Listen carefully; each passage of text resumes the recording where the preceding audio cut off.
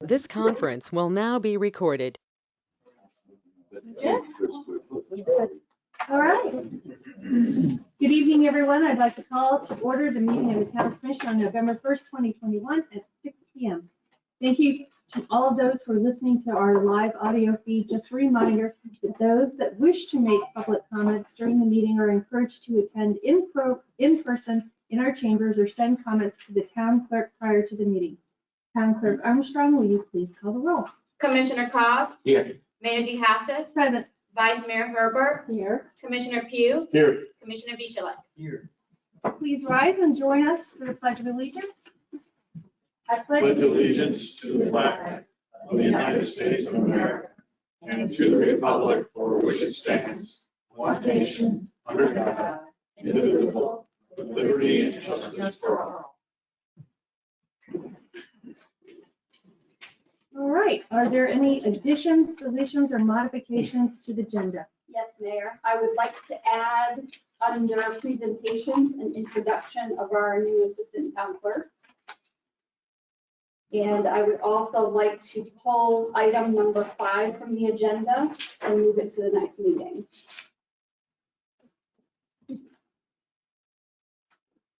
Okay. All right, do we have consensus to make those changes? Yes.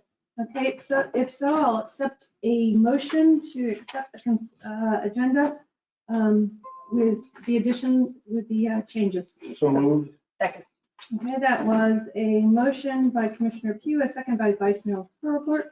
All those in favor, please signify by saying aye. Aye. Motion carries unanimously. All right. In the spirit of Halloween, the town of Ocean Ridge was transformed into Ocean Ridge Airlines. I hope all of you were able to stop by. We encouraged our residents and the public to stop by our airport and meet our crew. Flight attendants had light refreshments, chocolate bars, many still in the lobby, to make your travel with Ocean Ridge one of your best experiences. It was a nice team building exercise that transformed the lobby. Tracy served as the pilot. Durrani was the co-pilot. Jean and Kristen served as flight attendants, and Carla was the mechanic, while Nubia was the TSA officer. And of course, Chief was Chief, and Dispatch was the air traffic control. Thank you to all the staff for such a fun community event. Please pick up your candy as you go. They also had dog treats for dogs, and that is Layla Wiggy from Sable Island. She came by to get her dog treats. So all I can say is I'm very proud of our town, and I'm very happy to be here. So thank you.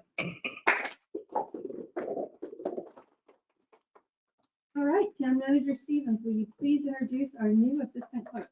Absolutely. Kristen, if you would stand. I'd like to introduce our new assistant town clerk, Kristen Murillo, and I absolutely murder her name. Can you say your last name? You said it right. It's Murillo. Okay, but you say it a different way. Oh, yes, Murillo is the way it's supposed to say. Okay. We're delighted to welcome Kristen to our team at Town Hall. She comes to us with many years of customer service and call center experience, as well as experience as a legal assistant and some bookkeeping experience as well. Please join me in welcoming Kristen to Ocean Ridge.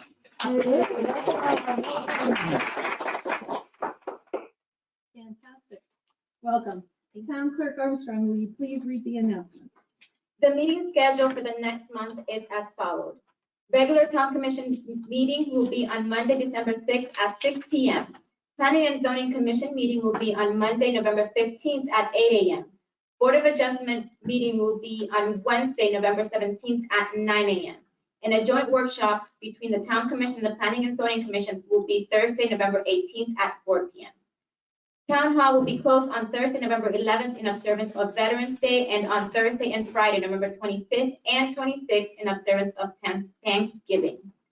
Please join us on Friday, December 3rd from 4 to 6 p.m. for the annual Light the Lights holiday event, which will be held outdoors at the Town Hall complex this year. We also invite you to join us for the second annual Cruising Santa Parade on Saturday, December 11th, beginning at 3 p.m. Please check the town's website for more details. The annual municipal election will be held on March 8, 2022. There is one town commission seat open for a 3-year term. Candidate filing dates run from November 1st, 2021 at 8:30 a.m. through November 12th, 2021 at 3 p.m. in the town clerk's office. Please join us each month prior to the town commission meeting at 5 p.m. for the building official educational forum in the commission chambers at Town Hall.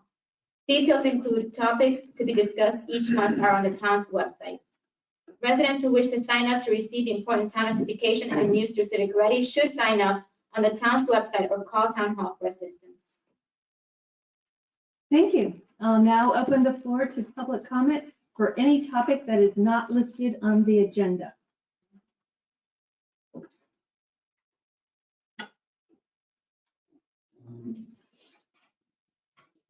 I didn't submit anything about a comment earlier, and I just read. If you could just give us your name and address. Sure, please. John Shivels. I live at 6201 North Ocean Boulevard, Ocean Ridge. And I have something I'd like to submit to council, a letter, if that's possible. And it concerns 6273 North Ocean Boulevard.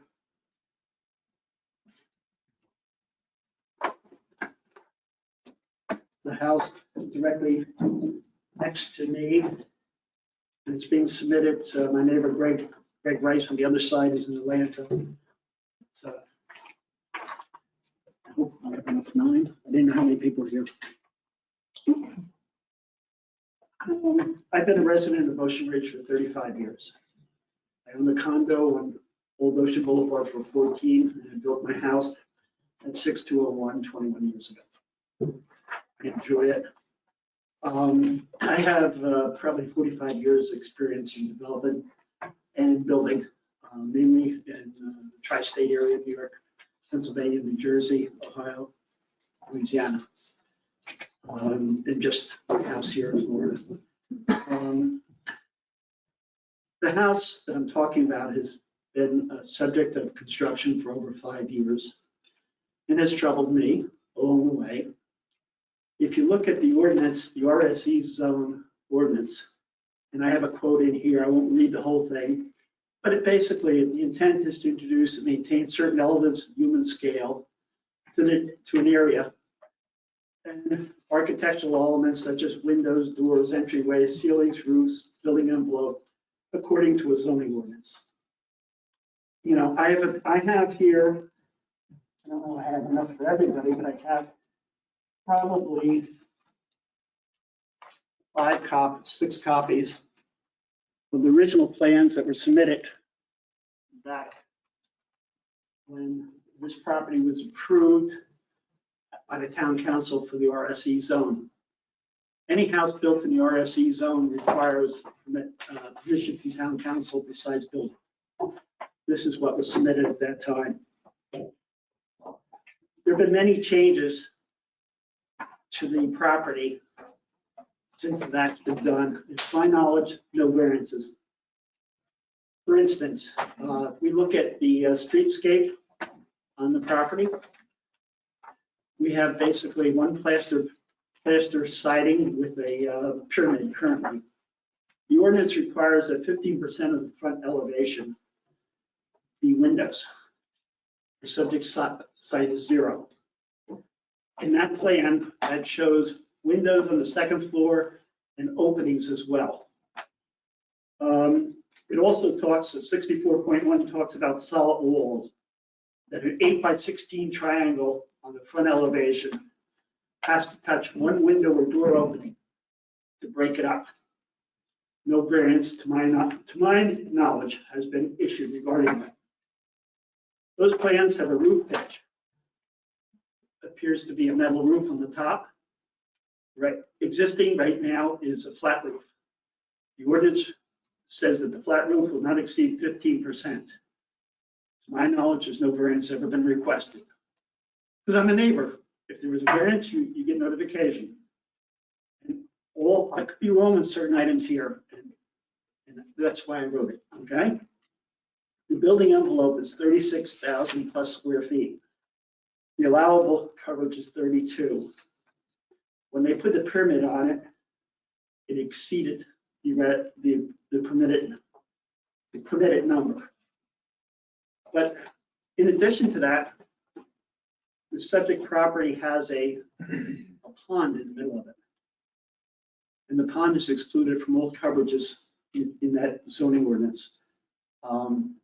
If you look at your current zoning ordinance in town of Ocean Ridge, pools are exempt at grade.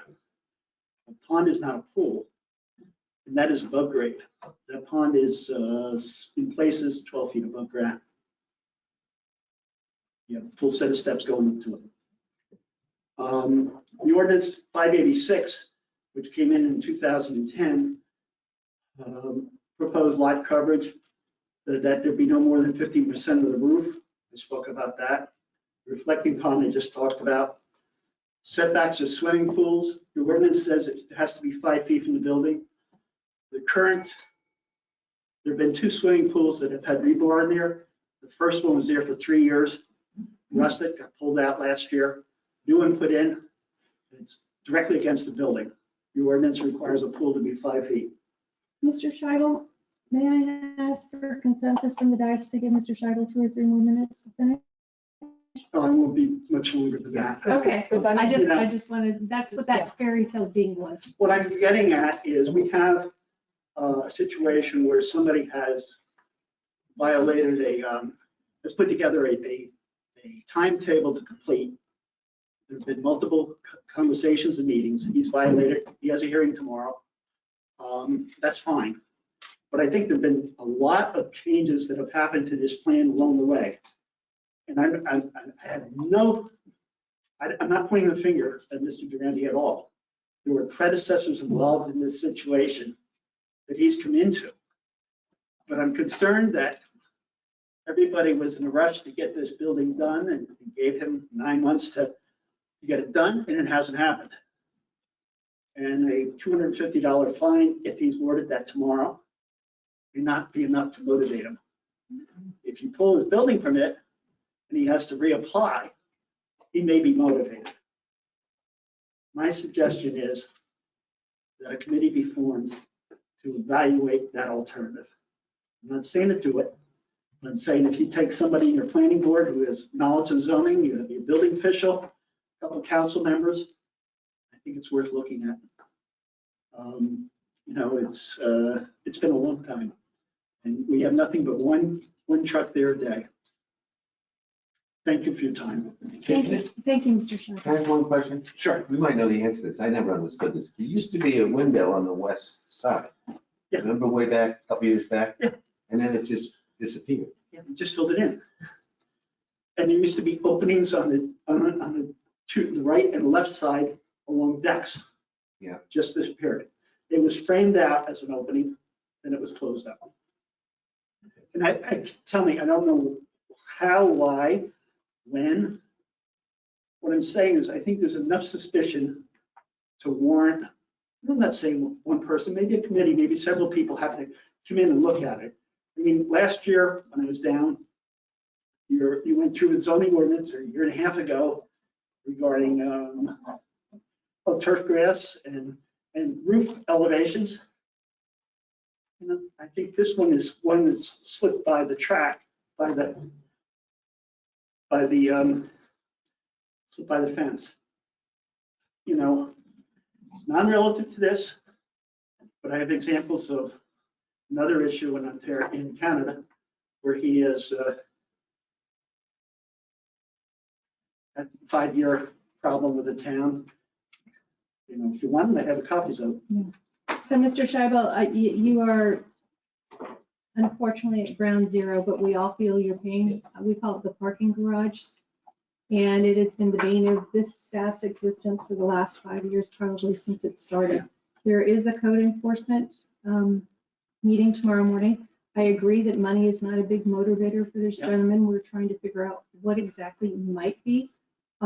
We have had him to re-permit at a very large sum of money. That seems that it's not really a motivator either. Yeah. But you have my full assurance that staff is doing just about everything, That's what I think. along with our attorney, to find where else we can come at, you know, and take a whack at this pinata. And I have no adversarial position with him. He's a very nice man. I probably enough haven't is seen him enough. in a year and a half, but he's not a contractor. And, the people that are there, I'll just give you an example. Between his fence and my wall and his wall is probably 3 feet, which will be a future bed. And I'm going to tell you, it looks like a homeless village with old cans and plastic. 2 years ago, electric line was an issue. And he was under a court order to repair that electric line. Came over to me. I said, you got access. The line comes from Edith Street under my driveway to him. Okay. The wall there is still undermined. 1.5 years. So again, thank you. Okay. For Thank you your for comments. listening. Absolutely, and I And would this is like, my wife, Jill. Sorry. Hi, I didn't Jill. introduce you. Okay. sorry we had to meet under these circumstances. I would like to suggest that staff reach out. Obviously, you will be at the meeting tomorrow, Yes. but post that meeting, I'd like to ask that you reach back out to staff and have another meeting based on whatever happens tomorrow. Sure. But you have my assurance that this is not under anybody's radar. It's very present. May I Is it just very quickly? very quickly, just so you understand, there is an ongoing fine that is running right now. So the fine tomorrow that's being discussed tomorrow in the hearing, that's not the only fine. That's an additional fine that comes on top of the fine that is already running since, I believe it was in the July meeting that I attended back then. So since July, there is ongoing fines running. But as the mayor said, there is unfortunately, money does not seem to be a great motivator, but And that's kind of where I was saying, pull a permit, and if it takes 4 or 5 months to get it through, that's fine. He doesn't we right all away. feel you. Yes. Trust. So code enforcement for the public, if you would like to come, it's at 10 a.m. tomorrow morning. All right. This is cold.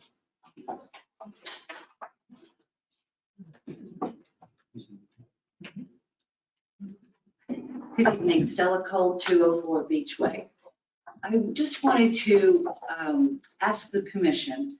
I had come to a meeting with 6 other residents. It was a workshop meeting last month. I didn't know the procedure. You allowed me to ask that question. But it seems to me that your procedure should change. If the public can't make a comment at the time that you guys are discussing it, it's a moot point for us. And if we can't make comments and it's supposed to be a workshop, then why invite us? So I would really look into changing the agenda around somehow. So anyone who does come to speak on any matter, like now, if I talk to you about a flat roof, well, forget it. So, but I had an issue about it back then, not an issue, but I mean, I would have had a comment. So when you have 6 people in the room, it tends to make me feel that if the public is not being heard, maybe that's why people aren't coming to those things. So I would just ask if you maybe can look into that. Thank you. Thank you.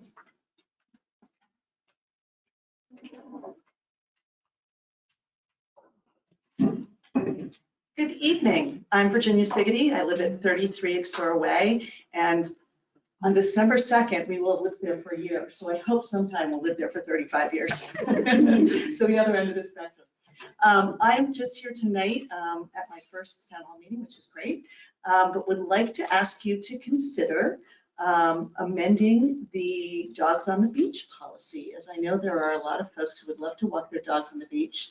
And in a community in New Jersey where we spend the summers, dogs are allowed before 9 and after 5 on the leash with all the same laws, pickups, and everything else that has to do with the town ordinances. But that hopefully would allow both dogs and people to coexist and enjoy the beach. So I just wanted to bring that up as something to consider to improve our great town. Thank you. I believe it is a county rule that we are under on dogs on the beach. Is that correct, Attorney? Madam Mayor, I do not know, but we can look into it. If it's just a county ordinance that we've adopted, it's something certainly up for commission consideration as a policy decision. What dog do you have? I have the most adorable Poppy Seed Siggety, who is a rescue spaniel mix. She's 5 different types of spaniel with a dash of poodle, and she loves to run. How much does she weigh? 14 pounds. Not taking anybody's I name. wouldn't suggest that you do anything that would go against code, but visit Beachway perhaps. Thank you very much. Have a great, thank you for being here. Welcome. Thank you. Mrs. Bingham.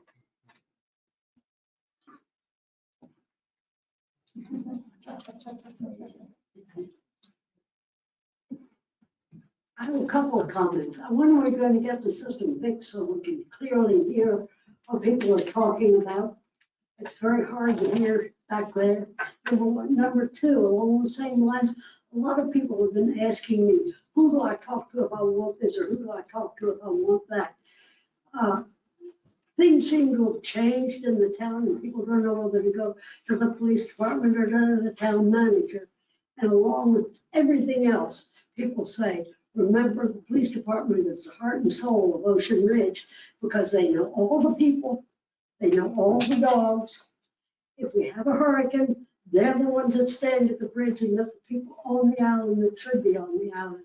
And I hope that with all that is going on in the world today, they have our backs and courage and support. Thank you. Thank you, Mrs. Bingham. Any further public comment? I do have one that I received via email. Dear Mayor, Commissioners, and Town Manager, for the record, this is from Ted and Lisa Ritoda from 4 Hudson Avenue. For the record, we want our sincere appreciation recorded. We had serious doubts about how the Edith Street beach access would be finished off after the completion of the seawall construction for the involved properties. We want to thank Mr. and Mrs. John Scheibels, Mr. and Mrs. Thomas Olafson, and the other property owners that contributed to the excellent job that was done with the vegetation and the concrete walkway. It's better than it was and better than we could have imagined. We sincerely appreciate the nice quality work. Cordially, Dr. Ted and Lisa Ritoda. Very nice.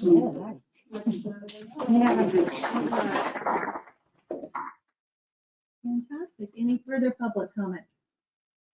Seeing none, public comment is now closed. Town Clerk Armstrong, will you please read the consent agenda into the record? Adopt minutes of the regular Town Commission meeting of October 4th, 2021. Authorize the mayor and town clerk to execute and record delinquent garbage and trash liens for FY21. Approve contract extension for mosquito/no-see-um control services with Clark Environmental. Approve contract extension for landscaping services with Chris Wayne and Associates. Approve contract extension for engineering service for the tropical pump station generator upgrade with Smith Engineering. Adopt resolution number 2021-23, a resolution of the Town of Ocean Ridge, Florida, adopting budget amendments for the fiscal year beginning October 1st, 2020 and ending September 30th, 2021. Okay, I'll now entertain a motion for approving the consent agenda. So moved. Second. That is a motion by Commissioner Collins, second by Commissioner Pugh. All those in favor, please signify by saying aye. Aye. Motion carries unanimously.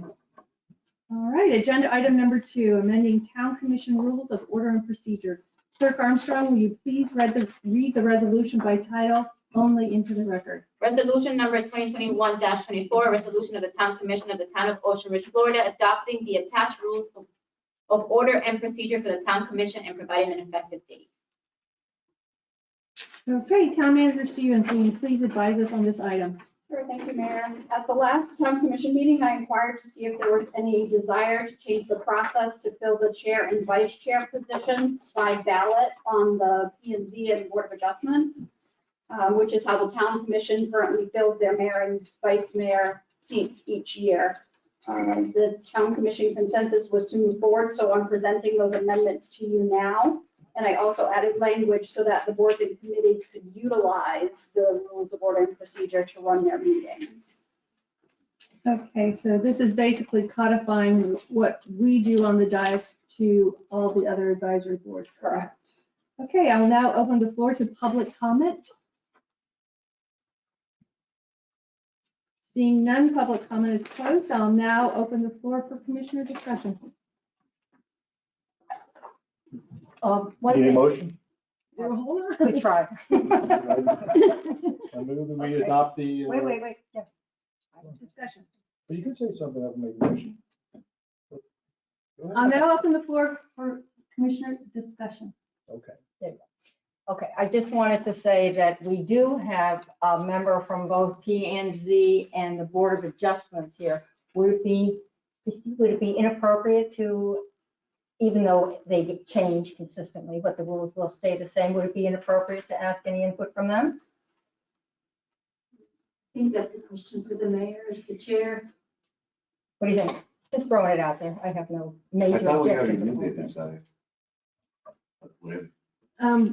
So I will Public ask Town Manager comment. Stevens, have you gotten any comment from any of these members in In opposition? opposition, no. Okay, so Okay. everybody's in, everybody's So good. I'll now accept the motion. There you go.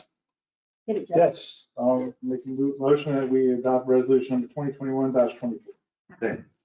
Okay, that is a motion by Commissioner Pugh, a second by Commissioner Cos. All those in favor, please signify by saying aye. Aye. Motion carries unanimously. Okay, agenda item number 3, land development permit time extension for Keratin project on Thompson Street. Whew. Pause, rewind, replay. Town Manager Stevens, please advise us on this item. Yes, so as you know, the land development permit for the Keratin project on Thompson Street is up for another extension. They're not finished their work yet. Staff does recommend extending the permit so that they can finish the work. There's a new owner of the 2 properties along Whitney Way, and he really needs the work to be finished so that he can continue with his development as well. So Is there any financial ramification to extension after extension after extension? Durrani talked to the contractor. Really, all we're waiting for now is the testing on the water system, and then they have to do a little bit more paving, and then they have a wall that needs to be created. Well, since we're holding up Whitney Way 2 properties, I mean, at what point do we just have to say there's going to be a financial ramification if you don't get moving? I mean, I think the contractor is in a position now to get moving. If we don't see any movement soon, we could call upon the letter of credit. We do have a letter of credit on this. Can we do time certain then to have Absolutely. completion? Yep. Building official Guy, when do you think that completion could realistically be accomplished? Thank you, Madam Mayor. Ideally, if they do begin working, they should be able to be completed within 45 days. The amount of work, they have an additional lift that they need to do for their asphalt. A wall needs to be built, and it also could be a stackable retaining wall. It needs to be between 2 foot and 4 foot high in places. And a fence needs to be created because of the slope also. So, I mean, I do believe the issue they're having is the availability of contractors, just because of, the shortages and the difficulties getting people to work, and, the increase in work due to COVID. It's been a shock to everyone. But, they've been given a lot of time, and if the commission so desires, we could draw a line. Hopefully they could accelerate the pace. Okay, thank you. I'll now open the floor to public comment.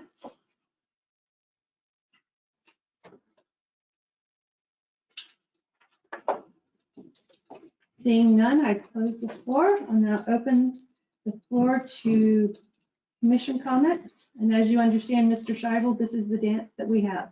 We want a project to be finished. Do you delay? Do you don't delay? So Right. Durrani, has this gentleman caused you any problem, or does it seem to be in good faith? It's just having labor and material issues. Yes, the contractor is a hard drive. The superintendent is very responsive. I could call him right now and he'll answer the phone. So, we do have a good contact with them. But, as always, everything's kind of moving slow. the hard drive has a wonderful reputation. Yeah. So, But at the same time, hard drive is not the one that will delay a project on building a wall, a retention wall. That seems to be the biggest issue right now. Because I think you can call up Boynton Beach Water, and Boynton Beach Water is probably going to respond within 72 hours and do whatever test they need to do. So this really comes down to give the order to build the wall and be done with this. And that's the issue that I have raised with staff in my meeting. We're at a point right now where this needs to get done. It's just. agreed. Would there be appetite by the commission to give an extension date certain, and after that automatically start to draw off the letter of credit without coming back to the commission? Well, the staff, our town staff is suggesting to give him the 6-month extension. Mhm. And there's no neighbors here that are complaining about how they do it. Well, there's 2 houses being held up on Whitney Way. And if I were, no, but if I were one of those 2 houses, I would not be pleased. Mayor, Yes. so we wouldn't be able to automatically start drawing on the letter of credit, just so you know, we'd have to go to code enforcement. We have to give them due process. But if you did a time certain to send it to code enforcement, then we could start that process. Okay. Commissioner Pugh, awfully quiet down there. Well, I think that the contractor is doing the best he can with what's out there right now available. As our building official just described, it's time to, we'll give him one more extension to get his act together and get it finished. But there is a problem right now with getting contractors to get on a job because the amount of work that's out there right now and the lack of people to actually get it done. Okay, would you like to make a motion? So you haven't heard from Commissioner Herbert yet. So, I don't want to step on her toes. Yeah, very nice. Thank you. Oh, I'm loving it. We had the same discussion in our staff meeting too, about, it always seems like a good idea, let's give the extension so we can get moving and get it done. I thought the time certain thing might be of interest, coming to the point of sending it to code enforcement, because obviously then code enforcement and how long that takes, you know, the dance. But I think that having a number there, right, besides just the 6-month extension, Okay, would you like to make a motion? what would be our time certain? What would be something- Mayor, before we do a motion, can I Yeah. ask one quick question? So for our timeline, let's say there would be an extension until, say, December 31st, 2 months, 60 days. From today's date, 60 days, December 31st. What is our timeline to get this in front of the special magistrate in order to initial code enforcement? We need to notify them that they're in violation on the 1st of January or the 2nd of January. And then what? How long does it take until we actually see the special magistrate? That, or if I may respond, what you can do is if you're going to set a time certain December 31st, what you can do is notify them at the end of November that they're going to be in violation if they don't get the project done. That way we're giving them the notice of potential violation prior to the expiration of your end date. If we wait till December 31st, we would have to send out the notice of violation January 1, give them time to bring it into compliance, typically 30 days.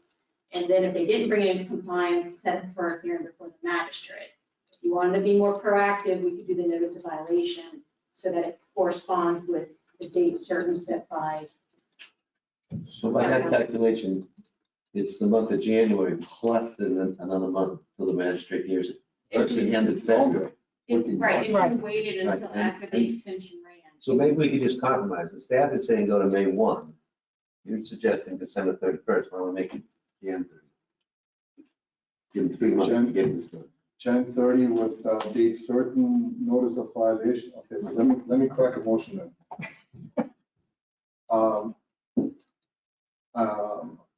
I move to approve a request for time extension on land development permit for the Keratin property on Thompson. The land development permit shall expire January 31st, 2022. And notice shall be given at least 30 days prior to the applicant that That will be a time certain, and from that point forward, it shall be moved into code compliance and special measures. That makes sense? That was great. That was really good. I'll second that quickly. Okay. All those in favor, please signify by saying aye. Aye. No. Opposed? Okay, motion carries 4-1. All right, moving on to item number 4. Building permit time extension for Ocean Inlet Park project. Building official Guy, will you please advise us on this item? Thank you, Madam Mayor. So the county park has gone through their bid process of asking for qualified contractors to bid on this project that was previously approved by the building department and town. And actually, I think they have been given one extension so far. So they have awarded the bid, and a contractor is on board that will be building this project. What we're looking at is, unfortunately, the normal process of a government contract. As a town, we should understand, what we have to do to satisfy the state requirements. And they're doing exactly that. But based on our ordinances of, encouraging contractors to move forward, we have a process in place that they need to come to us to ask for an extension, which is what this is. Right now, they're actually asking for a pre-bid meeting, a pre-construction meeting to get going. But, the town has to approve them for an extension to move forward. Because based on the time that they were approved to do this project, they are required to come and ask for additional time to complete this process. And what does this project consist of? This Just is in a the refurbishing of the boat docks, the slips. They'll be putting in the adjustable docks, enhanced electricity, water to the boat slips. Few million in project costs that they're doing over there. Are they doing any extension of any additional parking spots? This does not include parking spots. This is solely for the boats. Okay, I'll now open the floor to public comment.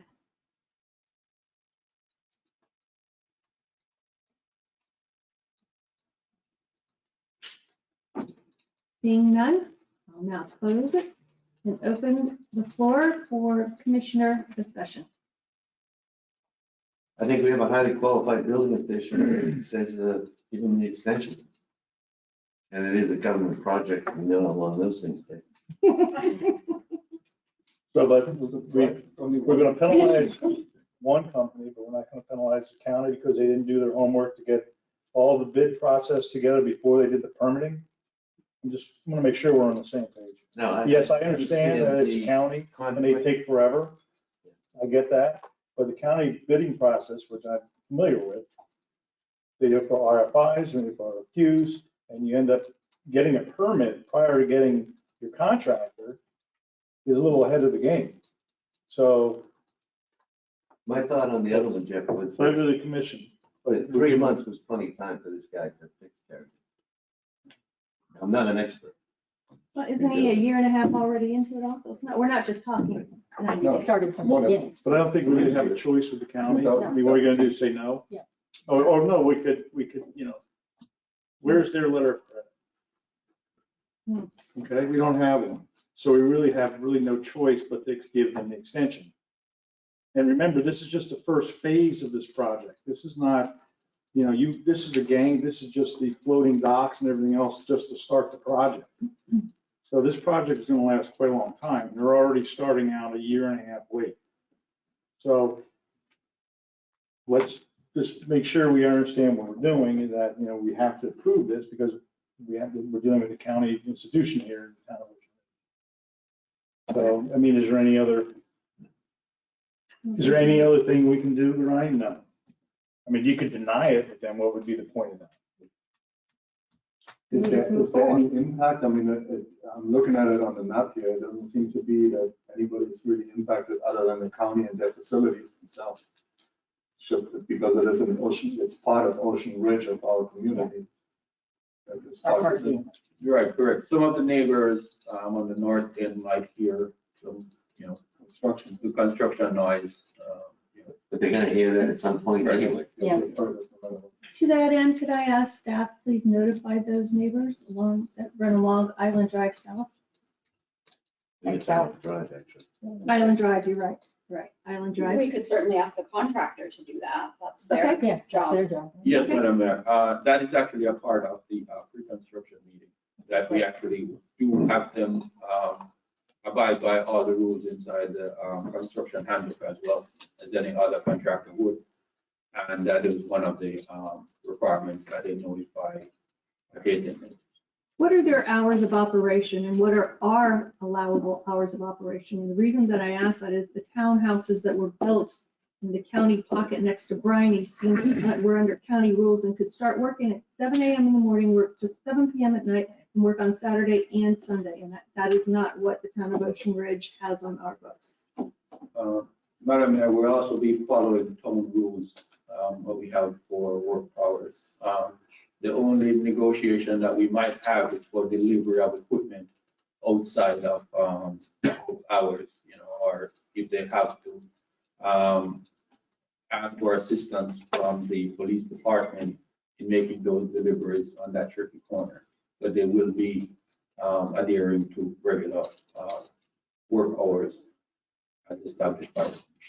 And you probably want to get them in at different hours than our regular building Right. hours, because that's Coordinate. high traffic hours. Mhm. That corner is difficult. Very difficult. Okay. I'll now entertain a motion. I move to extend the building permit for the county of Palm Beach Without penalty. without penalty. Yeah, the Without building penalty. permit time extension. Want me to try it, the bill? Yeah, please do. I move that we extend the Palm Beach County's permit for the Inlet Ocean Park without penalty for 6 months. There you go. So moved. Okay, that was a motion by Commissioner Vishalek and Commissioner Cos, a second by Vice Mayor Hurlbert. All those in favor, please signify by saying aye. Aye. Any opposed? Motion carries 5-0. Agenda item number 5 has been pulled. Moving on to agenda item number 6. First reading of ordinance number 2021-07, an ordinance of the Town Commission of the Town of Ocean Ridge, Florida, authorizing the town manager to approve police department policies, rules, and regulations under section 2-129 of the town code. Clerk Armstrong, will you please read the ordinance by title only into the record? Ordinance number 2021-07, an ordinance of the Town of Ocean Ridge, Florida, amending its code of ordinances at Chapter 2, Administration, Article 3, Departments, Division 2, Police Department, Section 2-129, Chief of Police, by authorizing the town manager to approve rules and regulations adopted by the Chief of Police for the members of the Police Department and for other purposes, providing for codification, repeal of conflicting ordinances, severability, and an effective date. Okay, thank you. Town Manager Stevens, will you please advise us on this item? Certainly, thank you, Mayor. The town code currently authorizes the chief of police to make or prescribe rules and regulations for the conduct of the police department, which become binding on all police department members when approved by the town commission. However, the rules and regulations created by the chief of police for the conduct of the police department are of an administrative and procedural nature within the purview of the town manager as the town's chief administrative officer. In order to enhance the efficiency and effectiveness of the chief of police to make or prescribe those rules and regulations for the conduct of the police department, the town manager and chief of police are seeking approval from the town commission to amend town code to have the town manager review the rules and regulations made by the chief of police and for the same to become binding on all members of the police department upon approval by the town manager as opposed to the town commission. We also understand that some of those rules and regulations may need to be reviewed by the legislative body, and those items would be able to come to the town commission for approval. And who would make that discretionary call as to whether or not it would be brought forward to the It could commission? be either the chief of police or myself or both. So are we doing public comment then? Yes. Right. Now I'll open the floor, thank you, to public comment.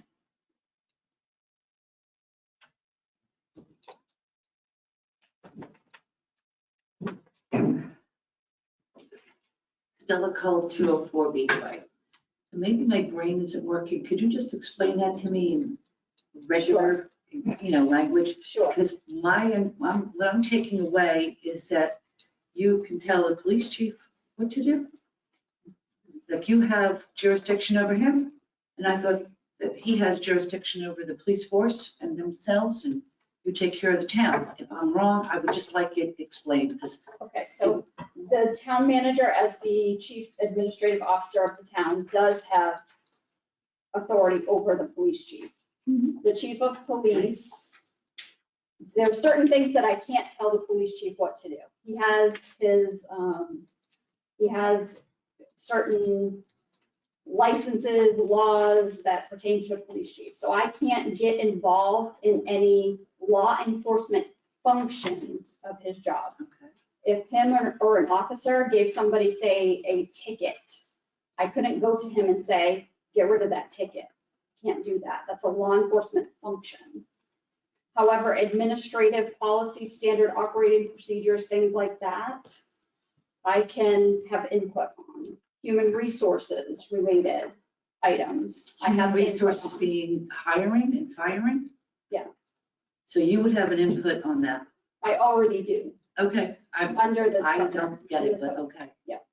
All right. So what it's changing is when the chief of police makes standard operating procedures within the police department, they currently have to come to the town commission for approval. What he's seeking to do is to update those policies and procedures and have me sign off on them, as opposed to bringing those all here to the commission. Okay. Because they're administrative in nature. Okay, thank you. Thank you, Mrs. Cole. Yes, Mrs. Bingham.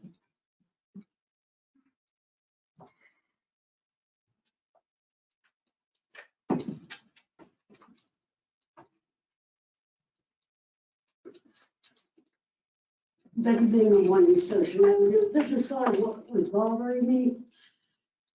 If you go way back to the 80s and 90s, the police department and the town manager were completely separate. Each had their own role. And the police department was very effective. They were the ones that spotted people breaking rules, and they would talk to them. Usually you could get it done in a very gentlemanly way. Sometimes the police had to put a little bit of force on them, but they didn't have to answer to anybody except the rules of the police department. And in my opinion, what we see going on nationwide with someone having jurisdiction over the police department is you get a lot of people misbehaving, hurting other people, or burning down buildings and so on and so forth. I think maybe you might want to soften the jurisdiction there. Thank you, Mrs. Bingham. Chief, I'd like for you to maybe address that. Yes, so thank you again. In essence, I've requested this modification to the code because of the efficiency factor that I think it would allow us to proceed with future plans of accrediting the police department as it relates to a national policy recognition program that would allow us to show that we're operating our department within the standards set forth by every other law enforcement agency across the country. And in order to do that, it's going to be a process that's going to require us to actually speed policies through the commission. And unfortunately, only meeting once per month would either one, bog down the meetings, or two, prevent us from actually making progress on those policy changes.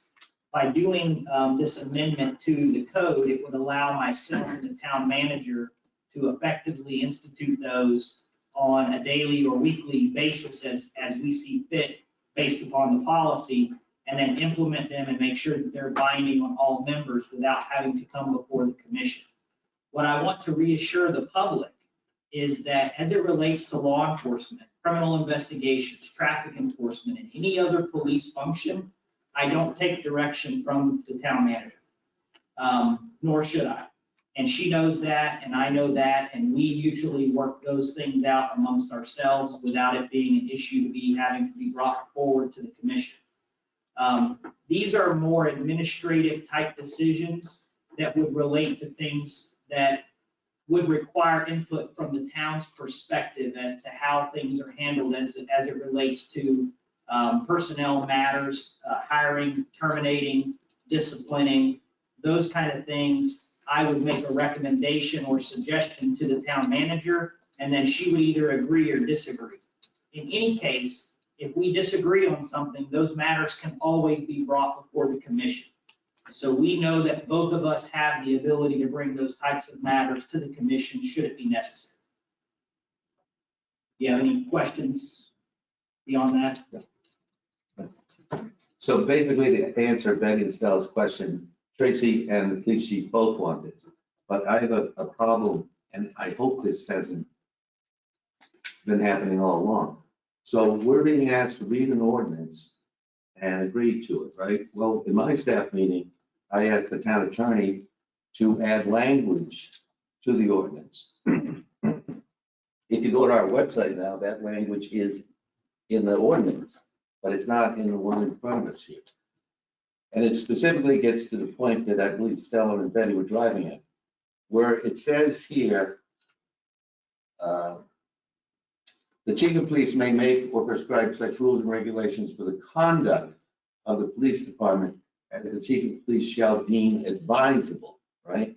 And what has been added in, but isn't in our packages, which is nuts, notwithstanding. May I interrupt you, Steve? Mhm. I sent that all to you via email. I didn't- So, yes, so it has been updated, and that's what we're gonna ask you to approve this evening. But no one has I brought can, this up. other let me than the read it chief. into the record for you. Okay. So you'll be asked to approve the amendment to that, which is section 129A2. Notwithstanding the foregoing, at the discretion of the town manager and/or the chief of police, any rule or regulation made or prescribed by the chief of police for the conduct of the police department may be submitted to the town commission for its consideration, and if approved by the town commission at a public meeting, the rule or regulation shall be binding on all police department members. So yes, your suggestion was. Right. I did not see an email adding this, and I Okay. checked online, and then I was Yeah. surprised because I think in the future, Carla or yourself ought to have a Should piece of have paper sent it to you. here so we know what we're voting on. Yeah. Because it's a major point. If the police chief disagrees with something that Tracy wants, he can then present it to the town commission and then vote on it, which solves your problem. Thank you. Okay, any further comment? I actually have a small comment to that too. What I would like to see, and this doesn't have to be part of the ordinance, but whatever changes are being done, I would like to get at least a copy of it. It's not that we need to vote on it. I don't see the necessity that we need to vote on things like that. I agree with that, the way that the ordinance is written, but I would at least like to see a copy of what was changed, so I keep informed about it, and the rest of us keep informed about it. Is that something we could do at monthly staff meetings? Or wouldn't that be in a report? It could be by email. We're talking policy. But if we add, put the extra piece of paper up here that says this ordinance has been added. Here it is. Update your book. Talking Oh, no, policies he's and talking Yeah, he's he's talking talking about about the policies policies, themselves. He not wants to see them. Whatever they change, whatever they decide to change, I would like to see a copy of what was changed. It could be as simple as when we send those out for digital signatures to our staff, that we also forward a copy to the commission. Sounds good. Perfect. Okay, and thank you for your input, Commissioner Cobb. You're welcome. All right, any motions? I make a motion to adopt the ordinance as presented, Okay, as presented and in the revised form that was sent out by Tracy with the additions to section 2-129, section A, section 2. And the name of the ordinance, 2021. Yeah, I'm sorry, ordinance 2021-07. On first reading. Second. First reading. Just my piece of commentary is, as the chief is moving forward with his department and closing some loopholes that have long been overdue, I commend both of you for making the policy procedures a lot more streamlined. Okay, with that, I'll take a vote. All those in favor, please signify by saying aye. Aye. Any opposed? Huh? Who I seconded second. it? Susan. Sorry. And I did. Motion carries unanimously. Okay, moving on to agenda item number 7, planning and zoning. Vice Chair Carey, will you please present your planning and zoning report? Come on down.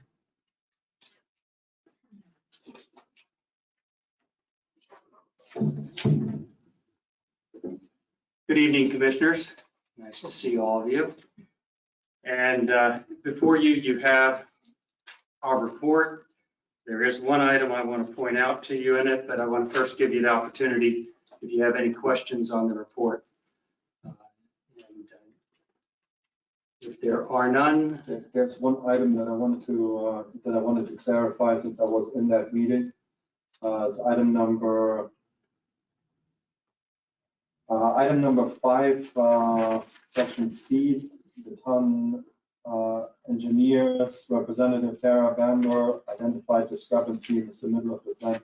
I believe it was Member Hennigan that was actually the one that identified these discrepancies in the plan. Thank you. Was that the one you have a better recollection? You have a better recollection than Carla and I. So, and we were at a slight disadvantage this time in that we had the meeting last week. Typically, we review the minutes of the meeting and we'd have picked that up, but this time we had to do it the day of the meeting. So it was based on Carla and my memory. My apology. Thank you for the correction. The important thing is what it was actually discovered. Right. Vice Chair Carey, I unfortunately did not make the meeting, but I have listened to it subsequently. And my question that I would like to maybe drill down a little bit more on, now that we are not bound by sunshine rules on this dais, is item number 5E. So I'd like to encourage you as part of your report, maybe to, when we get to that area, I'd like to discuss some of that. Regarding wall heights and particularly seawall and retaining wall heights as it relates to proximity of the intercoastal and the potential effect that it may have on neighboring properties. And those, the two commissioners over there will know, this is a very challenging piece of property. It's triangular in shape, wide at the street front, narrow at the waterfront, and having a potential impact on both neighbors at the waterfront end of things. And that was the primary area of concern with the plan. It's a very intense design. It's a spec building, and as such, the developer was maximizing everything on the property, which is within his rights, and we don't have any disagreement of, but it created some issues, and his plans didn't fully align.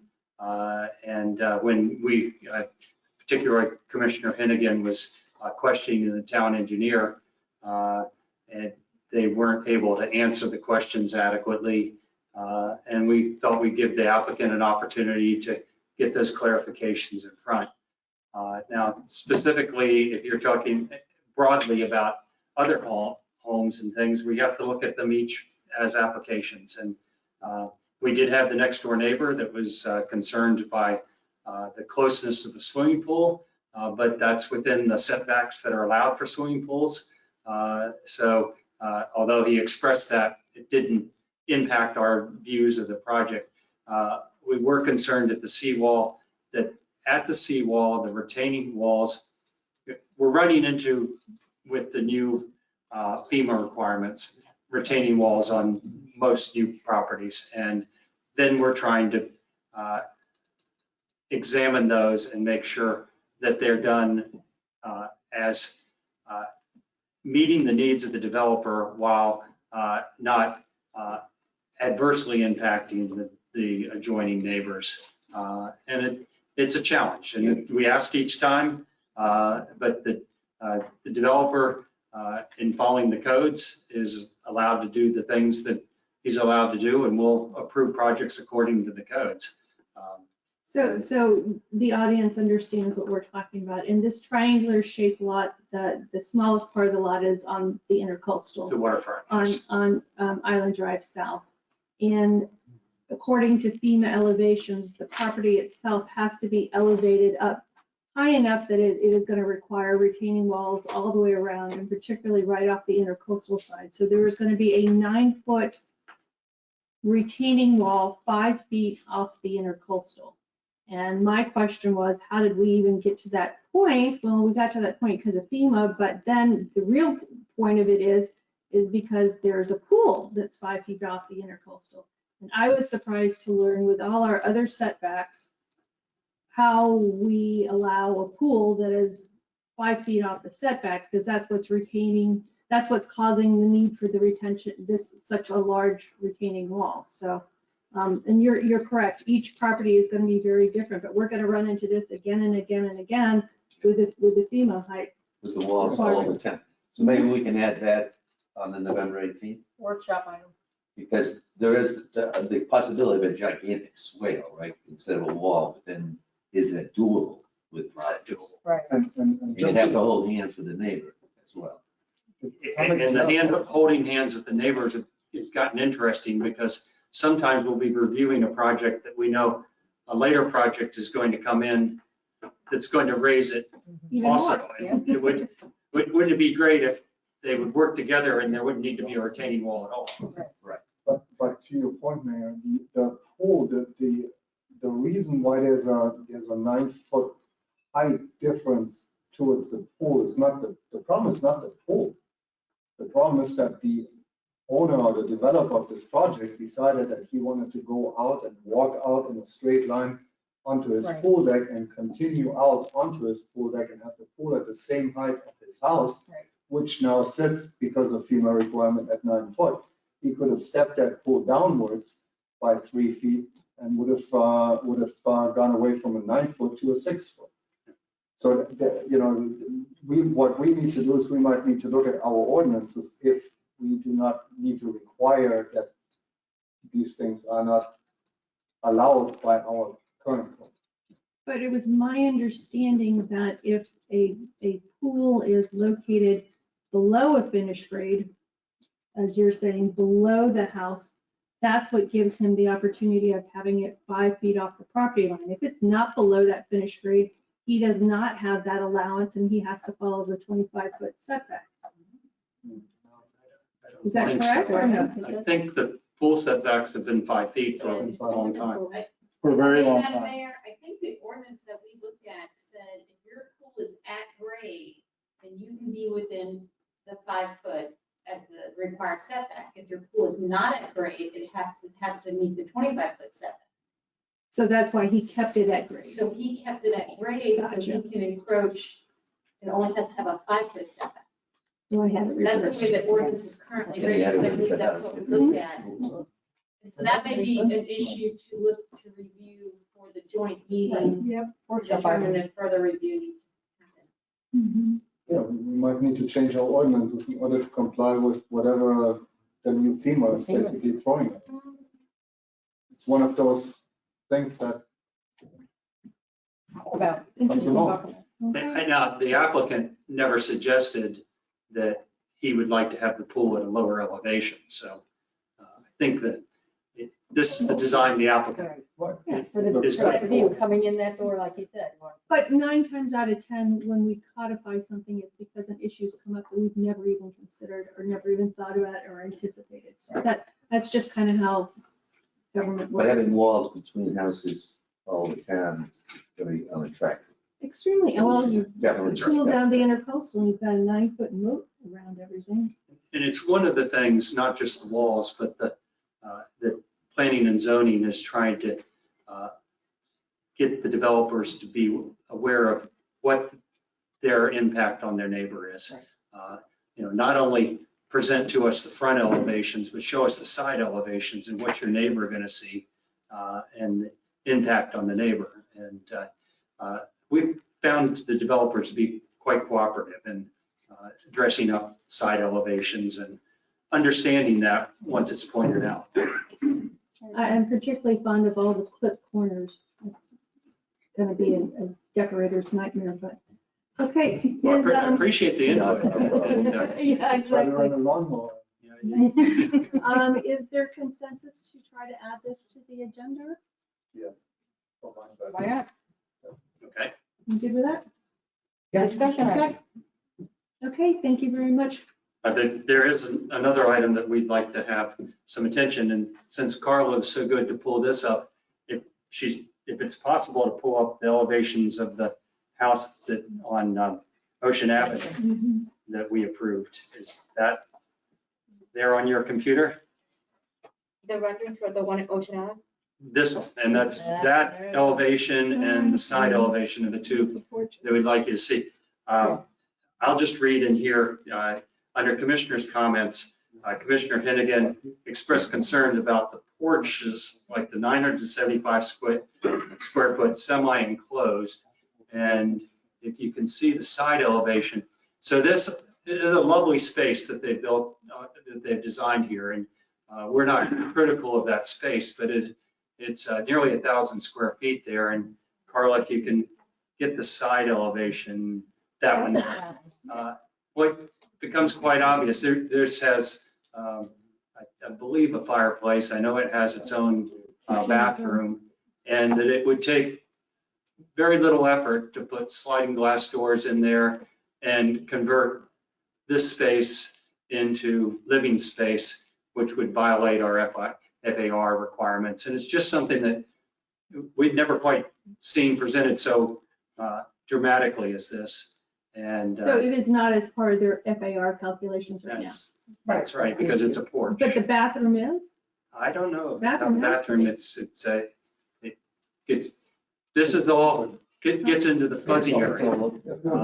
I would just, I mean, we already can't, the guy cannot enclose it, and we have code enforcement, and we got the Ronnie. So if you went to enclose it, he would be shut down. So why do If we? he tried to come back and do it the correct way. And all we want to do is examine we want your blessing to take some time to examine our ordinance, maybe conclude that Ronnie has all the authority he needs today to do that, but to make sure that this won't be the last condition similar to this that we see. And What size is a square foot of the house? I don't recall. Ronnie, do Anybody you? recall? I mean, are we I talking? don't remember the exact number, but it's maybe around 5,000 square. Okay, so the outdoor porch is a good 20% of the overall. It's more than, it's 25%, I believe. Okay. So are you asking that this be added as a discussion item for the workshop? No, we're just asking that No. it doesn't need to be that. We take our direction from you as a commission, and if we're going to go looking at something that might lead to a possible ordinance, we don't want to spend our time with it unless it's something that you also agree that is worth our My consideration. confusion here is that the gentleman can't do that by current ordinances and codes. So I'm not quite sure what you're asking for here. He can't. He cannot. No, He he cannot can't. enclose that. He because- cannot enclose it. He can build it, Yeah. they will come. Well, you got 3 walls, I mean, it takes But very what- little to do it. Right, but now you're gonna legislate something that could happen? Is that how we're getting to our building codes? We're gonna keep ordinance Right. after ordinance after ordinance, and everything that comes up, we're gonna make a new law for it? I mean, you're getting to the point where, if you want a cookie cutter house, that's where we're getting to, where you're literally gonna legislate and make a code that every single house has to look exactly this way, can't have this, can't have that, can't have this. That's what makes this town so genuinely nice to live in. It's so eclectic. Everything is different. Everything's not the same. I mean, go to Goth Spring. How many Bahamian style houses do you want to look at? Go up to Palm Beach. How many of those houses you look at are all mostly the same? I That's don't what makes think Ocean Ridge so nice. The we're not thing is, looking for cookie cutter. It is, you're getting to the point where you're going to constantly think about things that could happen. Oh, we need to stop that. It could happen. To Steve's point, the only way it could happen is if you did it illegally. Like it does at midnight. So let's just, and the other thing, this discussion, wouldn't it be better at the workshop? I That mean, was just a question. is this, That was the question we Yeah, had. we were going. I don't think the discussion is necessary. If you allow us to utilize a little staff time, we might conclude before the workshop that it doesn't even need to be discussed at the workshop, that Okay. our codes may completely cover it. It was an item for discussion, and we're trying not to go on our own to bring these things forward to you before we do. Appreciate that. Thank you. thank you. Okay, thank you. Thanks for your time. Looking forward to the workshop. And the workshop is on November 18th, 4 p.m. 18th at 4 p.m. I had it in my Tattoo? calendar at 28. Oh, geez, oops, that would have. All right. Agenda item number 8, Town Manager Stevens, will you please present your town manager report? Happy to, thank you. In the month of October, we celebrated the employee anniversary of our police officer, Mac, as you all know him. Bob McAllister, who has served the town for the past 19 years. We thank him for his service and dedication to the town of Ocean Ridge. We hope to see you all at the annual Light the Lights holiday event on December 3rd and the annual Cruisin' Santa Parade on December 11th. For more details on both of those, please check the town's website. An update from the City of Boynton Beach Public Works Department recently revealed that they will not only be replacing the blue light poles on their side of the Ocean Ave Bridge with black light poles, but they will also be replacing all of the poles on the entire bridge and painting all of the railings and the decorative objects on the bridge black. Yeah, I know, right? So Billy and I will be meeting with the Boynton Beach officials to discuss that sometime this week or next week. However, I do want to point out that currently the City of Boynton does have to do all the maintenance on the entire bridge, even though Ocean Ridge has jurisdiction over half of it. The City of Boynton maintains the entire bridge. We've never had to pay for any of the maintenance on the bridge. So our blue light poles would start at where we have the marker that says the Coquina marker? Before that, so it would start directly after the bridge. So as soon as the bridge is done, that's when your blue light poles will start. Exactly. We could go to paint. I mean, we can ask them to maybe do a neutral color on the bridge. Not blue, not black, but something neutral, or we can just, tell them that we support the black. It's up to you all. I would just say we will continue with our blue. It's so Star Wars looking, Yeah. it's just so harsh. Unfortunately, that's their property and I that's know. their right. Correct. But I don't think we need to go with it Not either. quite their property though. Yeah, but they have, But they're going to do the they maintenance. have the maintenance Right. agreement with Which is pretty FDOT important. though. Which we don't want. Which Right, we don't. we don't want to take that. No, I don't suggest that we do, but I think it would be nice if we can ask them for a different color over the bridge, just to make sure that there is no, it I'm sure that's doesn't. part of their plan. The black trim, I'm sure, is a whole long thought out plan there. I'm sure Yeah, that's not just out of nowhere. Right, their CRA came up with the plan. Yeah, like there are public places thing. But we don't have to follow that on our side, correct? We don't, but you don't really want. I know, I've been half trying the to- bridge blue and half. No, I black. mean, when we get over the bridge. Oh, correct. Right, No, right. Oh, no, I already you've visualized them voted all. To maintain the blue. Right. And the other thing we discussed was that our lighting, we will attempt to make look different. So Yes. when you come into town, Yes. you know you're in a new town. And I will have to say, given us kind of taking a look at it, I've been over that bridge and I actually walked it a couple of times at dusk and in the dark. And many of our light poles are crowded with palm tree fronds and everything else. So they don't provide any lighting except for immediate down lighting when you're right underneath the pole. So I don't know what we have to do to be FDOT compliant, but as we're looking at replacing some of this or upgrading them, that obviously has to be part of the plan. Yes, and we do have some money in the budget for trimming too, so. Okay, so are you all in agreement to let them do it black, or did you want us to have conversations with them? What's your pleasure? There's not really a intermediate color between Yeah, marine blue, that turquoise blue and black, right, that they're going to want to go for. right. Yeah, I we'll see agree. that they're going to want to go for. That's their statement, I believe, is where they're going. So the best we can do is just hold on to our side. I would ask for a copy of that maintenance contract, just because their record keeping seems to be faulty at best. Sure. Okay, I mean, I'm favor. sometimes. I think. Okay, the permitting process is complete for Palm Beach County's jack and bore installation of pipe casing under A1A. A narrative regarding the project as well as a fact sheet has been provided on the website, and also I have put some in the lobby for the public to be able to take home with them. I'm not going to go into the entire narrative right now in the interest of time, but I did provide that narrative for the public. And my last item that I just wanted to bring up is the COVID positivity rates have hit a record low of 3% in Florida and Palm Beach County, with the lowest rate of infection since June. Hospitalizations are the lowest since July.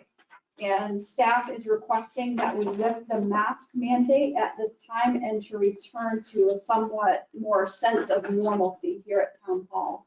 I've done some research in what other towns in Palm Beach County are doing, and also the county, and it's kind of a mixed bag between what they're doing. We have a lot of towns that don't have any mask mandate at all. We have some towns that have a mask mandate for just employees that are unvaccinated. We have some that have mask mandates for employees, but they don't have to wear them if they're sitting at their desk. It's just a real mixed bag. But we as staff are asking for permission to lift it. And lifting it would be for staff and anybody coming within the town. Yeah, and everybody, the public, staff. And of course, you can still wear one if you want to do so. Do we know what our vaccination rate is? Do you have a general idea? Yes. For our town? All our staff? For the Oh, town? for our town? Yeah, for our area. People that Most will of come in. our employees are Right, they're vaccinated. good. But then as far as the public, We still have a few that are not, but most of them are. As far as the public, I'd say we're pushing about 75%. Fine by me what you're asking for. Yeah, didn't we vote on it because the We did. employees wanted to do it? That's why we did, so we brought it up. yeah. So that's, if their employees say now they're good, we're green with it, let's. well, I've got another thought is, we talked about the towns doing all various things.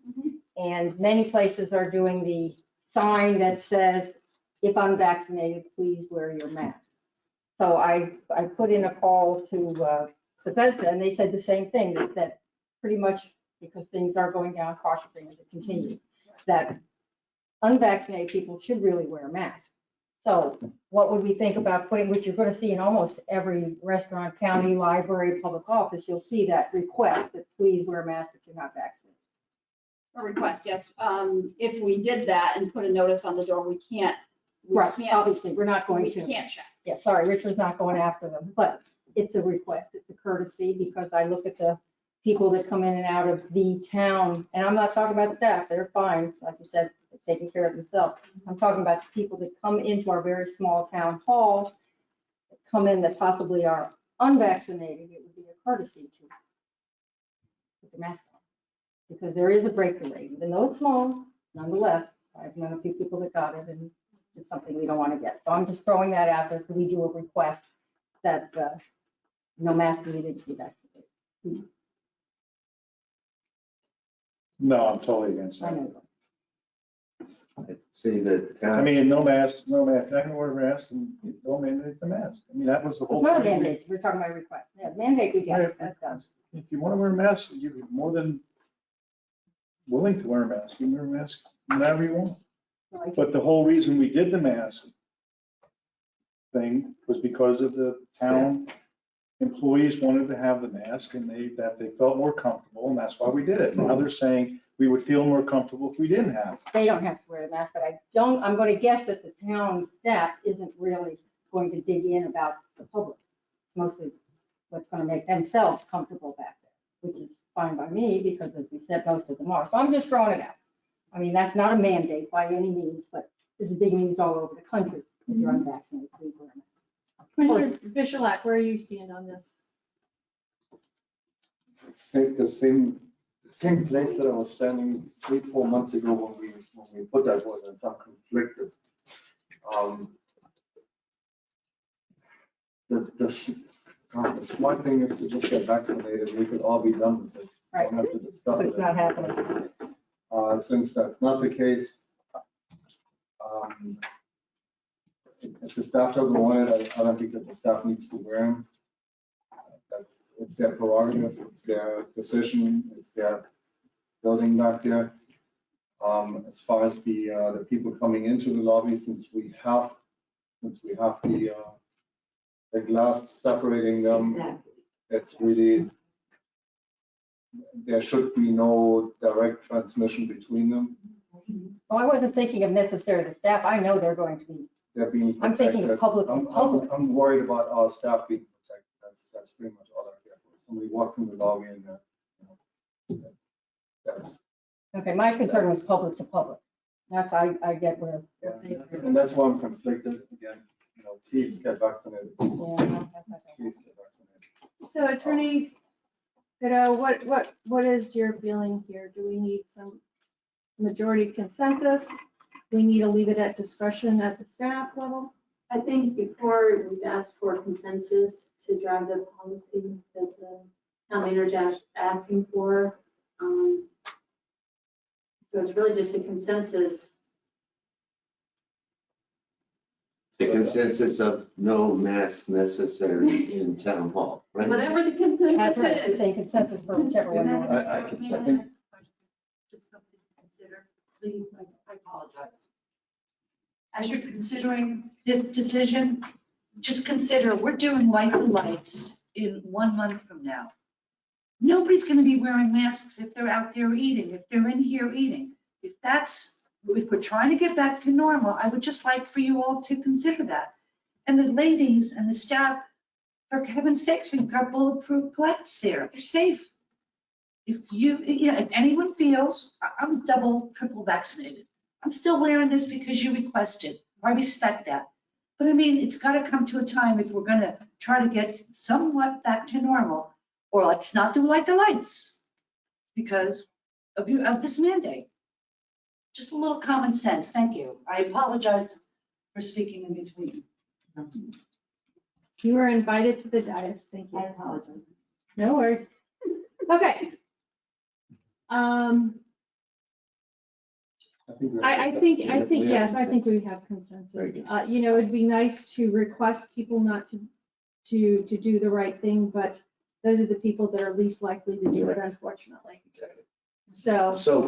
I have a different item in here, not the mask item, the Tracy's report.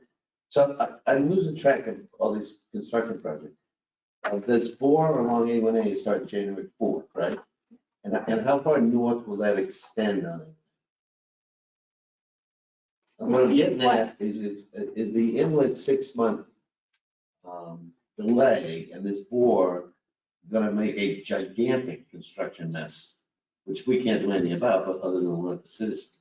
It would be noisy when you're doing the bore, but in terms of mess, it will actually go under the road. So, and how long does that bore take to do?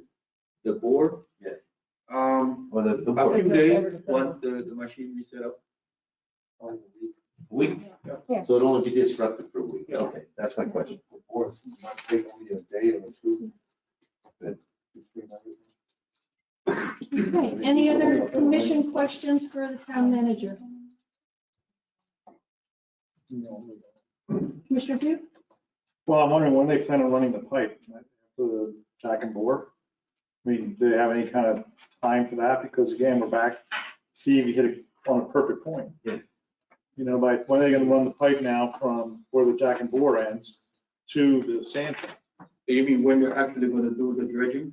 Well, no, you gotta still run the pipe from where the jack and bore ends with a new pipe And two, back to the, to where the sand trap is. They're estimating between January and March. They want to. For the 818 project.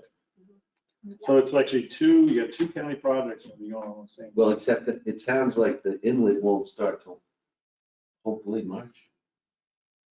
No, the inlet road strips, they want to start right away. Yeah, They're ready we to gave go. them, yeah, Yeah. we gave them There's extension. no way around it. Yeah, it's gonna be messed. Oh, well. I think it's gonna be that big of a. All right. Let's move forward to item number 9, town attorney. I don't have any report tonight, but if you have any questions, I'll be happy to answer. Okay, moving on to item number 10, sorry. Real quick. Item number 10, Chief Jones, will you please present your report? Evening, Commission and Madam Mayor, as provided in your packet, there are the monthly statistics for both fire, rescue, and law enforcement. If you have any specific questions, I'll be more than happy to answer them. As you'll notice, there's some different statistical data now included in that monthly report that demonstrates the type of activities we handle within the police department on a walk-in basis during normal hours and after hours, as well as an additional breakdown for fire rescue that covers both the town of Ocean Ridge and Brian Greases, since we contract that location. Obviously, they contract us as well. As it relates to those fire rescue calls, we have 5 of them that exceeded 10 minutes in length. Only 2 of those were legitimate medical emergencies. The other were non-emergency calls for service. And there is no rhyme or reason for the length of response time based upon what we see within that report. So, any questions, I'm more than willing to answer them. Were those response times, were they checked? Because sometimes I know the clock keeps running, they're already there and the clock keeps running. Yeah, so what I utilize normally when I see those 10-minute or longer calls, I actually do an internal query of our system to see what data we have so we can try to verify whether those are legitimate times or not. In all instances, our officers are on scene in under 3 minutes. So, but the times that they're producing are as accurate as we can determine them to be based on our records as well. Obviously, not all fire calls or EMS calls come into our facility. Many go directly to one. So. And what makes that determination? Because I know that there was confusion before that if you dialed from your landline, it would automatically come here because they could track where we were. But if you used your cell phone, it might ping here, there, and everywhere. And actually, Zimbabwe would pass on the call. So how does that work now? So as it relates to 911 calls, which are the primary source of most of these service call requests, if you call from a landline phone, it is determined to be an identifiable address at the time the call is placed, and therefore it's routed to the proper, authority that has control over that based on 911. So it would come to us. However, if you make that call from a cell phone, it could very well, depending on what tower it targets, it could go to Boynton in lieu of coming to Ocean Ridge first. So we see a lot of the cellular calls not triggered directly to our 911 center, but automatically route to Boynton or even another 911 center such as Manalapan. And then does Boynton notify us immediately for calls that are just decided that they are within our town limits? So if it's a law enforcement call, it's rerouted to us directly. If it's a medical or fire emergency, they take the call initially, and then as soon as they clear that call, meaning they're no longer actively on the phone, then they hang up and contact our agency so that we're aware of it. So those are the calls where our response times for an officer on scene are to that 3-minute mark, because now we're delayed in getting those, those data sets, the address and the call service information. For those that are coming through our center, our officers are being dispatched immediately before fire rescue has even probably been paged out of their station. Okay. Thank you for that clarification. And your report gets tighter and tighter each month, and I appreciate it. I just find it, I guess, disconcerting that 2 of the 10-minute calls were out of our station, one which technically should be our quickest responding, depending on where you live in town, right over the bridge. And they were EMS calls that had nothing to do with a vehicle accident or anything else like that. And those are the ones that are usually most likely, most time sensitive. So Now, keep in mind, just because Station 1 is the station that's responding, it does not mean that the ambulance or the fire unit is coming from the station. They may be on another call or at Bethesda clearing a patient, and they may be the closest, unit that's dispatched, but it doesn't mean they're actually coming from that location specifically. And that's data that we don't get as part of our report. thank you. Okay, any other further commission questions for the chief? Very complete. All right, thank you so much. Moving on to agenda item number 11. In our package is the town engineer and public works report. Are there any questions or comments from commission? Nope. Moving on, to wrap up our meeting, agenda item number 12, building official Guy, will you please present your report? Thank you, Madam Mayor, commissioners, residents, staff. Please accept my report as read in the agenda package. Any questions you may have, here for me to answer. Thank you. Any questions for the building official Guy? To wrap up, there are no submittals for commission comments, but anything else to wrap up the meeting? Okay, thank you all. It's wonderful to have a public back at our meetings. Again, congratulations. You guys say the Kristen. magic word.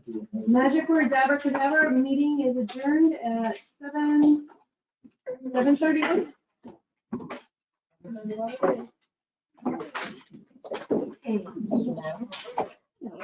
Your problem. Oh, Lord. This gentleman on his, Thank you.